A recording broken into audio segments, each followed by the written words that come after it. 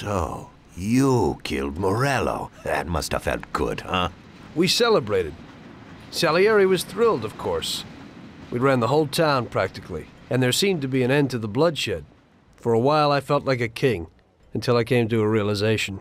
If a regular guy like me could kill the most powerful man in the city, what good was all his power? Hell, if he hadn't been so powerful, he'd probably still be alive. It seemed to me that no matter how strong someone was, there was always somebody stronger to take them out.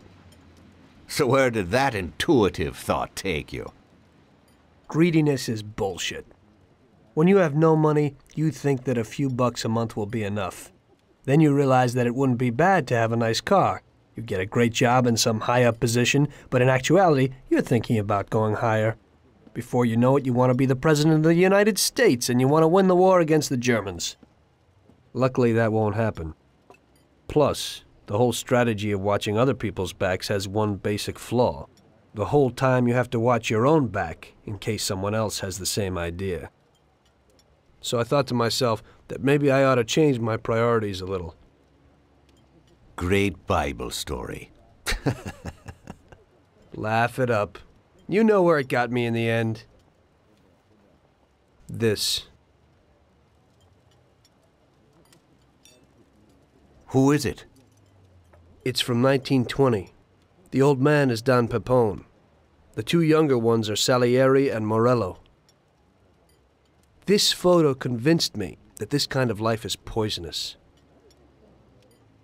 Morello and Salieri were friends, and they were both commanders of Pepone's regime.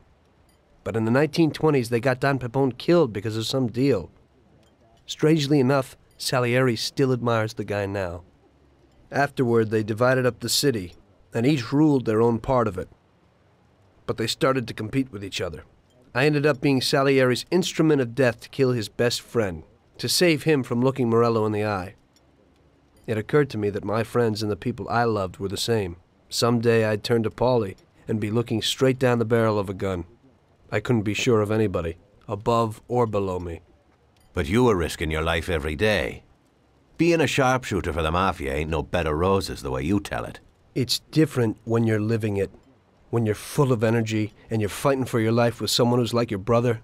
You're just two soldiers who know what needs to be done. And it all depends on your ability to survive. It's a war. The constant feeling that you can't even trust your best friend is terrible.